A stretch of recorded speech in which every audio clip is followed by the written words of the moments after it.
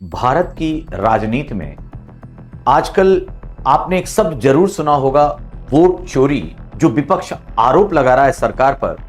और साथ ही साथ एक और आरोप कि जो इलेक्शन कमीशन है वो कहीं ना कहीं संभवतः सरकार से मिला हुआ है। और यही कारण है कि बार बार विपक्ष की सीटें कम होती जा रही हैं, वो हारता जा रहा है और जो सरकार जिसके पास है, जो सत्ता में है, वो हर जगह जीत अर्जित कर रहा है। और इसी विषय पर अभी बिहार में इलेक्शन हुए और आप सबने एक मुद्दा सुना होगा SIR का। SIR मतलब स्पेशल इंटेंसिव रिवीजन, मतलब बहुत ही गहनता से इंस्टेंट रिवीजन की बात की जा रही है। अब ये SIR के दो पक्ष दिखने लगे हैं। एक जो इसके पक्ष में है वो कहते हैं भाई बहुत जरूरी है और बहुत ही बेहतरीन काम हो रहा है, क्योंकि जो वोटर है वो वैलिड तो होना ही चाहिए। फेक वोट को रोकना है, सही लोकतंत्र, सही चुनाव प्रणाली को लेकर चलना है, तो ऑब्वियसली ऐसे इंटेंस रिवीजन होने चाहिए। दूसरी तरफ जो इसके आलोचक हैं वो कहते हैं यही तो वोट चोरी है। वो कहते हैं उनके मतदाताओं को हटाया जा रहा है, और खासकर जो सबसे वनरेबल क्लास है, जिसमें दलित आते हैं, अल्पसंख्यक आते हैं, पिछड़े आते हैं, महिलाएं आती हैं, ग्रामीण निरक्षर लोग आते हैं। उनका कहना है, इस विपक्ष के लोगों का, कि उनका नाम बड़े ही एक तरह से सावधानी और चालाकी से हटाया जा रहा है, वोटर कम किए जा रहे हैं, और इस तरह वोट प्रोसेस, एक तरह से वोट का अपहरण किया जा रहा है। और चुनाव में एक तरह से जो निष्पक्षता थी, जो लोकतंत्र की पहचान थी, संसदीय लोकतांत्रिक प्रणाली में चुनाव हमारी सबसे बड़ी जो आधार है, उसके निष्पक्षता को ही कलंकित किया जा रहा है। अब सबसे पहले, चूंकि ये मुद्दा सबने सुना होगा, सबसे पहले हम समझते हैं ये SIR है क्या, और फिर देखेंगे कि आखिर इलेक्शन कमीशन को इसका अधिकार क्या है, वो कर सकता है, अगर क्या उसके पास वास्तव में अधिकार है। क्योंकि जिस तरह विपक्ष और राजनीतिज्ञ उस पर आरोप लगा रहे हैं वो कितना सही है। ऐसे में सबसे पहले अगर हम देखें SIR क्या है, तो नाम से ही है कि स्पेशल, मतलब ये बहुत ही स्पेशल इंटेंसिव रिवीजन की बात करता है, बहुत ही गहन पुनरीक्षण की बात करता है। इसके तहत अगर मैं आपको एक पूरी सीरीज के तहत समझाऊं, तो 8 चरणों में एक प्रक्रिया बनाई जा रही है, और इस प्रक्रिया को समझेंगे तो अपने आप क्लियर हो जाएगा क्या सच है क्या झूठ है। इन 8 प्रक्रियाओं में सही वोटर कौन है, वैलिड वोटर कौन है, सत्यापित तरीके से कौन ऐसा नागरिक है जो वोट दे सकता है, इसकी एक तरह से एक बेहतर सिस्टम को जनरेट करने के लिए, वोटर लिस्ट को ऑथेंटिसिटी और वैलिड बनाने के लिए SIR लाया गया है। सबसे पहले अगर देखें तो इसका पहला चरण हम कह सकते हैं प्री जो रिवीजन वर्क है। सबसे पहले चुनाव आयोग प्री रिवीजन वर्क, मतलब रिवीजन से पहले का वर्क करता है। जो पहले की लिस्ट है उसके आधार पर मतदाताओं के नाम, सूची, उम्र, पता, ये सब तैयार करता है। तो ये तो रहा पहले की बात। दूसरा चरण इसका आता है जब बूथ लेवल का ऑफिसर डोर टू डोर जाता है और डोर टू डोर जाकर बात करता है और एक तरह से सत्यापित करता है जो पहले से जो फॉर्म बना हुआ है उसके बारे में कि वैलिड वोटर है कि नहीं। लेकिन जो तीसरा है, तीसरा चरण आता है यूनिमरेशन फॉर्म का। जो एन्यूमरेशन फॉर्म, ये आपने सुना होगा, जो यूनिमरेशन फॉर्म है ये थर्ड चरण में है, जिसे हम गणना फॉर्म कह सकते हैं। ये यूनिमरेशन फॉर्म दिया जाता है हर व्यक्ति को, जो काफी हद तक भरा होता है पहले के आंकड़ों के आधार पर। और आपके पास अगर ये फॉर्म आया, अगर आपको लगता है कोई चीज गलत है, कोई चीज की इंफॉर्मेशन फिर दुरुस्त करनी है, तो आप उसे दुरुस्त करके भेज दीजिए। फिर जो फोर्थ स्टेज है उसके साथ है चौथे स्टेज पर आपका डॉक्यूमेंट जो है वो चेक होता है, सत्यापित होता है। आप उसके साथ डॉक्यूमेंट आप भेजिए, डॉक्यूमेंट अटैच कीजिए, और अटैच करने के बाद जब डॉक्यूमेंट आपने अटैच कर दिया, फॉर्म जो ईएफ है, इन्यूमरेशन फॉर्म में भर दिया। उसके बाद जब ये सारी चीज हो गई तो पांचवा चरण, अब समझिए, सबसे पहले ड्राफ्ट या एक तरह से प्रारंभिक सूची प्रकाशित होगी। भाई आपने भर दिया, भरने के बाद आपका जो डॉक्यूमेंट है सत्यापित हो गया, उसके बाद एक ड्राफ्ट की जो सूची है वो आएगी। अब जब प्रारंभिक सूची आ गई, 5 चरण हो गए। छठा चरण, अगर मान लीजिए आपको कोई दिक्कत है, आपका नाम गलत है, उम्र गलत है, आपका वोट कट गया, आप वोटिंग लिस्ट में नहीं हैं, तो इसका मतलब क्या है? ये प्रारंभिक सूची जो प्रकाशित होगी कहां होगी? ये सार्वजनिक स्थल पर होगी, वोट केंद्र पर होगी, जहां मतदान हो रहा है मतदान केंद्र पर होगी, वेबसाइट पे होगी। ये ऑफिशियल है, खुला होगा, यहां कोई छुपा हुआ बात नहीं है कि केवल किसी खास जगह पर जाइए तभी आपको पता चलेगा। ये पब्लिक कर दिया जाएगा लिस्ट, और लिस्ट अगर पब्लिक हो गई और आपको कोई भी दिक्कत है तो आप जाइए, दावा कीजिए, आपत्ति दर्ज कीजिए, आप अपनी बात, अपना डॉक्यूमेंट लेके जाइए और बताइए कि हमें यह दिक्कत है, इसमें यह गलती हुई है या मेरा वोट कट गया है। तो छठा जो बेसिकली है, क्योंकि जनता को सहूलियत होनी चाहिए, सुविधा होनी चाहिए, और लोकतंत्र में यही नहीं है कि जो अधिकारी बीएलओ गया और जिस तरह से चाहा कोई बात ऐसी वैसी अनाप शनाप कर दे, ऐसा नहीं है। आपको पूरा आपत्ति दर्ज करने का अधिकार है, तभी तो लोकतंत्र की पहचान है। उसके बाद जब 7वां आएगा तो आपकी सुनवाई और जांच। अब आपकी सुनवाई व जांच की जाएगी, और जब सुनवाई व जांच होने के बाद मतलब आपके दावे में दम है, सुधार होगा, और सुधार के बाद तब फाइनल, ये प्रारंभिक सूची थी, अब फाइनल, अंतिम या फाइनल सूची जारी की जाएगी, और इसी के आधार पर एसआईआर 8 चरणों का एक पूरा गहन प्रोग्राम है। अगर हम लास्ट देखें, आप ये बताइए कि लोकतंत्र में, भारत की संसदीय व्यवस्था में जो सिस्टम है वो चुनाव प्रणाली का बेहतर होना, उचित होना, विधिक होना बड़ा जरूरी है।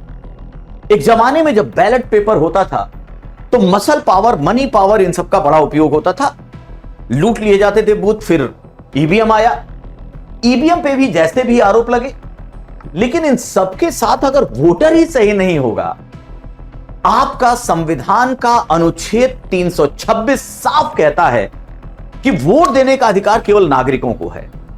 मान लीजिए कोई इलीगल तरीके से आपके भारत में रह रहा है, आप जानते हैं कि बहुत बड़ी समस्या है भारत में, खासकर बांग्लादेशियों को लेकर, और अगर उसने किसी गलत तरीके से वोटर आईडी बना लिया है, अवैध तरीके से वो इस देश का वोटर बन गया है, तो क्या ये हमारे हित, भारतीय हित के विरुद्ध नहीं है, राष्ट्रीय हित के विरुद्ध नहीं है?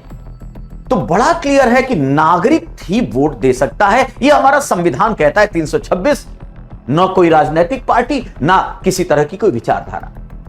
अब ऐसे में तो बड़ा सीरियस और बड़ा इंपॉर्टेंट कंसर्न है कि सही वोटर ही वोट दे, सत्यापित व्यक्ति जो यहां का नागरिक है, जो वोट देने का अधिकारी है, वही दे। नहीं तो फिर उस चुनाव का क्या मतलब, जहां अवैध लोग, इनवैलिड लोग और फर्जी वोटर जिसे हम कहते हैं, वो वोट देते रहे। तो एक समय आता है जब इस तरह का परीक्षण होता रहे, और ऐसा होना चाहिए। अब इसके पहले हम लोग जरा ये देख लें लाभ और हानि की वजह कि आखिर इलेक्शन कमीशन को यह अधिकार कैसे। तो याद रखिए, इलेक्शन कमीशन को सबसे पहले हमारे संविधान का आर्टिकल 324 का सब क्लाज 1 एक अधिकार देता है, और 3 शब्दों का इस्तेमाल करता है कि इलेक्शन कमीशन भारत में चुनाव व्यवस्था, चुनाव प्रणाली का सुपरिटेंडेंस, डायरेक्शन और कंट्रोल, ये 3 शब्द हैं। मतलब उसे एक तरह से अधीक्षण करने, उसे निर्देशन करने और नियंत्रण करने का अधिकार है। जब यह अधिकार है तो ऑब्वियस सी बात है, सत्यापित करने का उसका एक संवैधानिक अधिकार बन गया। दूसरा, आप सबने सुना होगा पीपल रिप्रेजेंटेशन एक्ट 1950, और पीपल रिप्रेजेंटेशन एक्ट 1950 वास्तव में एक डिस्क्रिशनरी पावर, जिसे हम हिंदी में विवेकाधिकार कहते हैं, इसी को इलेक्शन कमीशन को विवेकाधिकार देता है कि कैसे बेहतर तरीके से सही जो लिस्ट हो वोटर की वो जारी हो और चयन प्रक्रिया, चुनाव प्रक्रिया दुरुस्त तरीके से, विधिक तरीके से की जाए। ये दूसरा सबसे इंपॉर्टेंट चीज है। और तीसरा जो एक्ट है वो 1960 में जो इलेक्टरल रोल है, रजिस्ट्रेशन ऑफ इलेक्टरल रोल्स, 1960। तो रजिस्ट्रेशन ऑफ इलेक्टरल रोल्स 1960 ये पूरा बताता है कि चुनाव आयोग कैसे किसी वोट को सत्यापित करेगा, दावे की जांच करेगा, किसे वैलिड वोटर मारेगा, इसके लिए क्या क्या प्रोसीजर तय करेगा। तो ये तीन सबसे बड़े एक तरह से नियम हैं, कानून हैं, संवैधानिक आधार हैं, जिसके तहत इलेक्शन कमीशन को कोई शक नहीं है कि यह बहुत बड़ा अधिकार है कि वो लिस्ट, वोटर लिस्ट की समीक्षा, वोटर लिस्ट की गहन समीक्षा और वोटर लिस्ट की विशेष गहन समीक्षा कर सकता है। इसकी लीगैलिटी पर कोई प्रश्न नहीं उठता। यहां तक कि सुप्रीम कोर्ट में भी जो तर्क रखा गया वो यही कि हमारे पास आर्टिकल 324 सब क्लास 1 और पीआरए 1950 के तहत यह हमारा अधिकार है और यह होना भी चाहिए, क्योंकि एक स्वतंत्र आयोग के रूप में इलेक्शन कमीशन को स्थापित किया गया। अब आता है कि भाई ऑब्वियसली इसमें लाभ क्या है, तो ये तो बड़ा क्लियर है। लोकतंत्र की पहचान है, बुनियाद है चुनाव, और चुनाव में सही वोटर का होना। तो एक तरह से ये वास्तविक लोकतांत्रिक भावना को व्यक्त करता है, वास्तविक लोकतांत्रिक भावना। दूसरा, एक तरह से यह समावेशी लोकतांत्रिक प्रक्रिया या समावेशी चुनाव प्रक्रिया को बढ़ावा देगा। साथ ही साथ यह सही वोटर, वैध मतों या मतदाताओं की जानकारी देगा और सही तरीके से जो चुनाव होगा, सही चयन, लोकतांत्रिक चयन विधि को यह पुष्ट करेगा, संपुष्ट करेगा।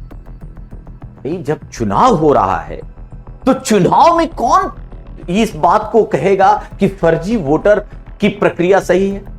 और इस देश में लगातार होता आया है, किसी भी कारण से हो, तुष्टीकरण की नीतियां हो, बहुत सारे, इसमें कोई शक नहीं है कि बहुत सारे फर्जी मतदाताओं को सही करार दिया जाता है। एक आंकड़ा देखिए, 2022 से 2025 के बीच पश्चिम बंगाल में एक जिला है उत्तरी दिनाजपुर, और उत्तरी दिनाजपुर में कहा गया कि इतने ही दिनों में 105.5% वोटर बढ़ गए, मतलब डबल से ज्यादा हो गए। 3 साल में ऐसा क्या हुआ? और ऐसे में लगता है कि यह कहीं ना कहीं प्रवासियों की भूमिका है, जो नागरिक नहीं, ये बांग्लादेशी। और इसीलिए आप सबने वो फोटो देखा होगा। जैसे ही आप सबको पता है कि इसको 2 चरणों में अभी तक लागू किया गया। पहला चरण बिहार में जो संपन्न हो गया, सरकार बन गई, और दूसरा चरण जो चल रहा है उसमें 9 राज्य और 3 यूटी में यह कराया जा रहा है एसआईआर। और 9 राज्य 3 यूटी में जब कराया जा रहा है तो इसमें यूपी, तमिलनाडु और ऑब्वियसली वेस्ट बंगाल जैसे राज्य शामिल हैं। और आपने देखा होगा वो फोटो कि वेस्ट बंगाल से बहुत बड़ी संख्या में बांग्लादेश के बॉर्डर पर लोग जमा हो गए। इस बात को हर न्यूज चैनल पे आपने देखा होगा, और ये कहीं ना कहीं दिखता है कि कोई दुखती रग पर हाथ रख दिया गया। इसका मतलब यह है कि गलत तरीके से लोग जो यहां वोटर बन चुके थे, बीएलओ की साठगांठ हो, भ्रष्टाचार हो, राजनीतिक हथकंडा हो, किसी ना किसी तरह से गलत लोगों को जो उसके पात्र नहीं है उनको वोटर बना दिया गया। और अब उनको पता चल रहा है एसआईआर होगा तो पोल खुलेगी, और पोल खुलेगी तो सजा मिलेगी, और इसीलिए वो भागने को तैयार है। तो ये बात तो दिखाती है कि कुछ तो मामला गड़बड़ था, और एसआईआर संभवतः बहुत ही सही दिशा में है। और लोकतंत्र की पहचान ये तो हक है कि सही वोटर ही वोट दे। अब 9 राज्य और 3 यूटी में हो रहा है, लगभग 51 करोड़ मतदाता होंगे। 51 करोड़ मतदाता की जांच हो रही है, जो आंकड़ा कहता है। याद रखिएगा, यहां एक स्पेशल केस आसाम में असोम हो गया है। अब असोम में भी 2026 में चुनाव है, लेकिन असोम में एसआईआर नहीं हो सकता। आप सबको यह बात पता है असोम में क्यों एसआईआर नहीं किया जा रहा है? क्योंकि वहां जो नागरिकता का विषय है, जो एनआरसी की बात अगर आप याद करें, नेशनल रजिस्टर ऑफ सिटीजनशिप, वहां एनआरसी की बात है और वो न्यायालय के अधीन, वहां न्यायालय के निर्देशन में नागरिकता की जांच का काम चल रहा है। इसलिए आसाम में एसआईआर नहीं किया जा रहा है। उसके अलावा 9 राज्य और 3 यूटी में यह चलाया जा रहा है और इसी के कारण पूरी राजनीति में भूचाल बचा हुआ है। कई लोग तो यहां तक कहते हैं, कुछ नेता ऐसे कहते मिले जो संभवतः कहीं ना कहीं डरे हुए थे, उनको यहां तक सुनना पड़ा कि अगर बीएलओ आता है तो उसे घर में बांध लें, उसकी पिटाई करें। ये सब वो बातें हैं जो भारतीय लोकतांत्रिक परंपरा को ध्वस्त करती है, ये डर पैदा कर रही है। एसआईआर के खिलाफ विपक्ष की राजनीति एक मुद्दे पर है कि डर पैदा कर दो कि अगर ये एसआईआर आया तो तुम्हारा वोट कट जाएगा, जैसा कभी संविधान बदलने के नाम पे होता है, कभी आरक्षण छीनने के नाम पे होता है। सच्चाई ये है कि जो अधिकार और मैंने जो प्रोसेस बताया 8 चरणों में, भाई अगर पहले केवल आपका एक क्या किया जाएगा, आपकी पहले प्रारंभिक सूची ड्राफ्ट जारी किया जाएगा और अगर आपके नाम में कोई भी कमी है, कोई भी अगर दुख है, आप जाइए दावा कीजिए, दावा आपत्ति दर्ज कीजिए, फिर उसके बाद उस पर पूरी बुनियाद के आधार पर आपका केस चलेगा और अगर सत्यापित होता है तो आपको शामिल किया जाएगा। आप देखिए, ये आरोप लगते रहे बिहार में, लेकिन क्या 10, 20, 50 लोग भी सड़क पर उतरे कि मेरा नाम कट गया है? क्या वास्तव में सड़कों पर उतरकर लोगों ने बात की या केवल मुंह से ही आवाजें उठती रही? तो इस तरह की बातों में कहीं ना कहीं ये एक चीज दिखती है कि राजनीति ज्यादा है, जो सच्चाई है धरातल की वो कुछ अलग है। और एक शब्द में अगर नियति उद्देश्य के रूप में देखें तो कोई डाउट नहीं है एसआईआर होना चाहिए, क्योंकि भारत एक लोकतांत्रिक देश तभी सही तरीके से बना रहेगा जब उसके वोटर उसके सही नागरिक होंगे। अगर दूसरी तरफ देखें कि हानि क्या है या इसका थोड़ा सा मिसयूज क्या हो सकता है, ऑब्वियस सी बात है, इसका सबसे बड़ा जो दावा है कि जो ग्रामीण निरक्षर लोग हैं, जागरूक नहीं हैं, अल्पसंख्यक महिलाएं, हो सकता है उनका आधार, उनका अधिकार छीन लिया जाए। यह एक आरोप लगाया जा रहा है और एक भय पैदा किया जाए, क्योंकि जागरूकता की कमी के कारण और बार बार डॉक्यूमेंट्स लेना या फिर उसमें फॉर्म भरना, इससे जो ये जनता है इस तरह की वो बचती है। वंचित वर्ग कहीं वोट से बाहर ना हो जाए, चुनाव प्रणाली से बाहर ना हो जाए, इसको लेकर एक भय दिखता है। दूसरी तरफ शुरुआत में जो डॉक्यूमेंट की बात थी, चाहे वो आधार कार्ड हो या किसी तरह की आईडी की बात हो, इसको लेकर भी जो दस्तावेजों की प्रस्तुति है, कई गरीब लोगों के पास गांवों में आप देखें दस्तावेज नहीं होते। हाई स्कूल कुछ तय ना किया हो तो हाई स्कूल का उसके पास सर्टिफिकेट नहीं होगा, तो फिर राशन कार्ड, तो कई तरह की दिक्कतें हैं। और इसमें कहा गया कि आप किसी भी तरह का डॉक्यूमेंट दिखा दीजिए, और नहीं तो फिर बीएलओ से बात कीजिए, वो आपकी सहायता करेगा कि किस तरह दस्तावेज तैयार किया जाएगा। लेकिन फिर भी आधार मतलब कुल मिलाकर दस्तावेज को लेकर एक समस्या बनती है। पहली समस्या है जागरूकता की, दूसरी समस्या है दस्तावेजों की, तीसरी समस्या शुरुआत में नागरिकता की बात भी कही गई कि नागरिकता रिलेटेड आप डॉक्यूमेंट पेश कीजिए, लेकिन इसके लिए ये जुडिशरी का मैटर था, नागरिकता का विषय अभी चल रहा है और इसीलिए सुप्रीम कोर्ट ने भी ईसी से कहा कि भाई आप नागरिकता के दस्तावेज की मांग क्यों कर रहे हैं। सिविल सोसाइटी एडीआर, इन्होंने आरोप लगाया कि नागरिकता तो गृह मंत्रालय के अधीन है, वो मांग कर सकता है, किसी की जांच कर सकता है, ये ईसी इलेक्शन कमीशन कौन होता है। और इस बात पर लेकर नागरिकता के विषय को हटा दिया गया। अब बाकी डॉक्यूमेंट के हिसाब से यह प्रयास किया जा रहा है। तो एक आरोप देखिए, जब इतनी बड़ी, वो कहते हैं ना गेहूं के साथ घुन पिसता है, अगर इतना बड़ा जनसंख्या 51 करोड़ लोगों की जांच होगी, उन्हें वैध मतदाता घोषित किया जाएगा, तो कुछ इफेक्ट बढ़ते होते हैं। लेकिन यह भय दिखाकर कि नहीं एसआईआर से वोट चोरी हो रही है, एसआईआर गरीबों के, अल्पसंख्यकों के, महिलाओं के, आदिवासियों के, एससी एसटी के खिलाफ है। इस बात की अवेयरनेस फैलानी चाहिए। यह खिलाफ नहीं है, यह एक साइंटिफिक पद्धति पर एक सही और वैलिड मतदाताओं को बनाने की, लोकतंत्र को मजबूत करने की प्रणाली का नाम है एसआईआर। लेकिन हां, अगर इन लोगों के पास सही दस्तावेज नहीं है, जागरूकता नहीं है, तो अब एक समय जरूर है, एक सुझाव यह जरूर दिया जाना चाहिए, क्योंकि विपक्ष आरोप लगाता है कि इसका समय चुनाव के जस्ट पहले क्यों किया जा रहा है। अरे भाई, जब भी कोई बड़ा प्रयास हो, जब इतना बड़ा सुधार है, तो जब समय, सही समय जब कहो तभी है, क्योंकि इससे लोकतंत्र की वास्तविक स्थापना होती है। ये मत देखिए, वो कहते हैं ना कि शुभ काम में देरी क्यों, इसमें तेरी मेरी क्यों। ये वही वाला रूल है। एकदम जब भी बेहतर समय लगे आप स्टार्ट कीजिए। और इसीलिए, क्योंकि अब करें तब करें, उस समय में बहुत सारे बढ़िया नियम, बढ़िया कानून, बढ़िया विधि स्थापित नहीं हो पाई है इस देश में, जिसका बहुत बड़ा उदाहरण यूनिफॉर्म सिविल कोड है। इसीलिए अगर यह प्रोसेस है, प्रोसीजर में कोई कमी है, आपका कोई दावा गड़बड़ है, आपत्ति है, उसको दर्ज कराइए ना, आपके सामने, और फिर कोर्ट भी है। लेकिन इसमें एक जरूर जो बातें की जा सकती है, 2025 आते आते हम डिजिटली बहुत आगे बढ़ चुके हैं। हम कुछ ऐप का इस्तेमाल करें, हम जीआईएस मैपिंग का इस्तेमाल करें, हम डिजिटल एसएमएस के माध्यम से लोगों को जागरूक करें, पंचायतों, स्कूलों में बुलाकर जो वंचित वर्ग है, जिसको समझ नहीं है, उसको समझाने का प्रयास करें कि ये ऐसे ऐसे होगा। बीएलओ जाए तो पूरी मदद करने के लिए तैयार रहे कि केवल आप बताइए और डॉक्यूमेंट दीजिए, भरने के समय हम आपको ऐसी ऐसी मदद देंगे।